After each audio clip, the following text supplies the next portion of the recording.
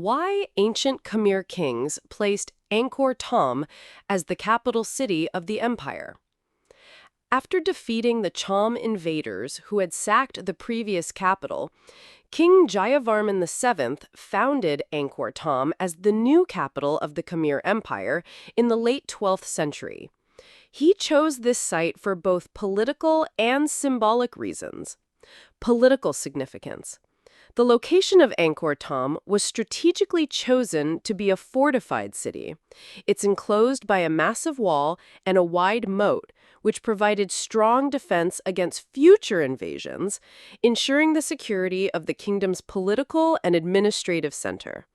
By building a new, powerful capital, Jayavarman VII was asserting his authority and demonstrating the empire's resilience and renewed strength after the devastating war. The city served as the heart of the empire, housing the royal palace, the residences of officials, and the military. Religious and symbolic significance. Angkor Thom was designed to be a representation of the universe. The city's layout, a perfect square with a central temple, the Bayon, at its heart, represents Mount Meru, the mythical home of the gods in Hindu and Buddhist cosmology. Jayavarman VII, a Mahayana Buddhist, made the Bayon his state temple. The famous smiling faces carved on the temple's towers are believed to represent either the compassionate face of the Bodhisattva Avalokiteshvara or the king himself, solidifying his divine authority. The grand causeways leading to the city gates depict the churning of the ocean of milk, a key Hindu myth, but its inclusion in a Buddhist capital shows the Khmer Empire's unique blend of religious beliefs. The Sacred Thresholds of a Cosmic City, an analysis of the 5 gates of Angkor Thom from ancient belief to modern Khmer practice. To the power of architecture and urban planning to manifest a sacred cosmology. Built by King Jayavarman VII in the late 12th century, the city's design transcends simple fortification, serving as a complex physical representation of the universe itself. At its core, Angkor Thom is a meticulously planned square with sides measuring 3 kilometers in length, enclosed by a massive laterite wall and an expansive moat 100 meters wide. This precise geometric layout, with the Bayon temple situated at its exact center, was conceived as a monumental mandala, a cosmic diagram central to the Mahayana Buddhist worldview of its royal founder. The city's moat, therefore, is not merely a defensive barrier, but a symbolic representation of the cosmic ocean, while its walls and gates delineate the sacred, ordered realm of the kingdom from the profane, chaotic world beyond. The 5 monumental entrances that pierce this city wall, 4 at the cardinal points and a 5th ceremonial gate, are the key to understanding this cosmic blueprint. These gates are far more than entry points. They are sacred thresholds, each imbued with layers of meaning and art that encapsulate the foundational beliefs of the ancient Khmer civilization. This report provides a detailed examination of the historical facts and profound symbolism of these 5 entrances. It analyzes how the original base beliefs that inform their design, a complex fusion of Hinduism, Mahayana Buddhism, and indigenous animism, continue to resonate in the spiritual and cultural practices of modern-day Khmer people. By bridging the past and the present, this analysis reveals the enduring power of Angkor Thom as a living cultural and religious space. Chapter 1. The Cosmological Blueprint. Angkor Thom's Design and Purpose. The urban plan of Angkor Thom is a direct physical manifestation of Hindu-Buddhist cosmology, a design choice that was foundational to its political and religious purpose. The city's square shape, with the Bayon temple at its heart, emulates a traditional mandala, a spiritual symbol representing the cosmic order of the universe. This design places the ruling king, who resided within the central sanctum, at the very nexus of the cosmos, thereby reinforcing his divine authority. The city's vast 100-meter-wide moat symbolizes the cosmic ocean that surrounds Mount Meru, the mythical home of the gods in both Hindu and Buddhist traditions. The monumental causeways that cross this moat, therefore, serve as bridges between the worldly realm and the sacred domain within the city walls, transforming the act of entry into a symbolic spiritual passage. The layout of Angkor Thom further distinguishes between the sacred and the secular through the arrangement of entrances. The four main gates, located at the cardinal point, north, south, east, and west, are symmetrically aligned with the sacred heart of the city, the Bayon Temple. These entrances and the roads that emanate from them are part of a ritual axis that funnels traffic toward the king's state temple, the spiritual center of the realm. In contrast, the fifth entrance, the Victory Gate, is deliberately offset. Positioned approximately 400 meters north of the East Gate, it leads directly to the secular core of the city, the Royal Palace and the Terrace of the Elephants. This unique alignment underscored the dual nature of Jayavarman VII's rule, carefully separating the king's divine, religious authority, symbolized by the Bayon, from his earthly, political power, housed in the royal court.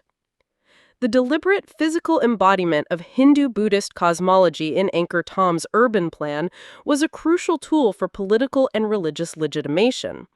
By constructing his capital as a representation of the universe, King Jayavarman VII was not simply building a city, he was asserting his divine right to rule over a kingdom that was a microcosm of the cosmos itself. The king, by residing at the center of the universe, solidified his role as a universal monarch.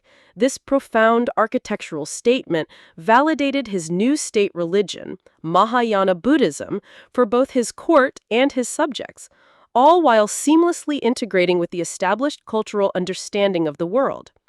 The design transformed the capital into a living model of the cosmic order, with the king as its maintainer. Chapter 2. The Architectural and Symbolic Facts of the Five Entrances. The five entrances of Angkor Thom, while serving distinct historical functions, share a common architectural grandeur and symbolic language. Each gate is a 23-meter tall gopura crafted from laterite blocks, topped by a trio of towers adorned with colossal, enigmatic faces. The Khmer engineers demonstrated remarkable skill by fitting these giant reddish stones together without mortar, a feat of precision and engineering prowess that stands as a testament to the empire's mastery of construction. The most iconic and immediately recognizable feature of the entrances is the monumental tableau that lines their causeways. Each causeway is flanked by two parallel rows of large stone figures, 54 guardian deities known as devas on the left, and 54 demonic figures known as asuras on the right. Together, these 108 figures, a number considered sacred in Mahayana Buddhism and Indian mythology, hold the body of the mythical serpent king, the Naga. This intricate and dynamic scene depicts the Hindu creation myth of the churning of the ocean of milk, a story of gods and demons collaborating in a cosmic tug-of-war to recover the elixir of immortality. The inclusion of this Hindu myth at the entrances of a capital city founded by a Mahayana Buddhist king is not a contradiction, but a deliberate act of profound syncretism. King Jayavarman VII, a devout Mahayana Buddhist, was ruling a kingdom with deep-rooted Hindu traditions. By placing a Hindu creation narrative at the city's gates, he was honoring the established beliefs of his people and past rulers, while simultaneously introducing his new Buddhist cosmology. This strategic move facilitated a smooth religious transition rather than a jarring cultural break. The myth itself is not merely Hindu. It is a universal tale of creation and the eternal struggle between order and chaos, themes central to Jayavarman VII's political philosophy. The king, having brought peace after years of war, positioned himself as a divinely sanctioned ruler responsible for maintaining cosmic balance. The gates, therefore, are more than architectural marvels. They are thresholds of both physical and cosmic transformation, representing the passage from the chaos of war to the divinely ordained peace of his reign. Each of the five gates has a unique story and character. The South Gate, Tonalom, this is the most famous and best preserved entrance, serving as the primary entry point for modern visitors. Its causeway, with its nearly complete rows of devas and asuras, is a striking example of the turning of the ocean of milk. The North Gate, Dwer Tanak, known historically as a key entry point for the king and his court. This gate is now appreciated for its secluded, tranquil environment and scenic appeal, offering a less crowded alternative to the South Gate. The West Gate, entry point into the capital, remote and rarely visited, offering a tranquil experience.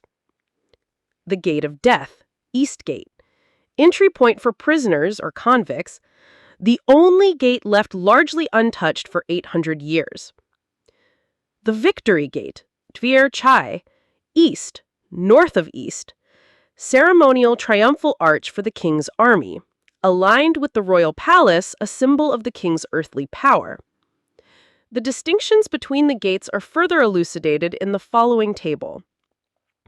Name, Tonalom, south. Location, south, primary entrance to the capital, most visited, best preserved causeway, major restoration efforts ongoing. Name, Dwer Tanak, North Gate, location north, key entry point for the royal court. Scenic, less visited, and untouristed entry point. Name, West Gate, entry point into the capital, remote and rarely visited, offering a tranquil experience. Name, Gate of Death, East Gate, entry point for prisoners or convicts, the only gate left largely untouched for 800 years. Name, Victory Gate, Dvir Chai, East, north of East, ceremonial triumphal arch for the king's army, aligned with the royal palace, a symbol of the king's earthly power. Chapter 3. The Nexus of Beliefs, Religion, Kingship, and Art. The most enduring mystery of the Angkor Thom entrances is the identity of the serene, smiling faces that adorn their towers. This central question has perplexed scholars for over a century, as the lack of specific iconography has led to a multitude of interpretations. The primary theories on their identity are the Mahayana Bodhisattva Avalokiteshvara. This is the most widely accepted scholarly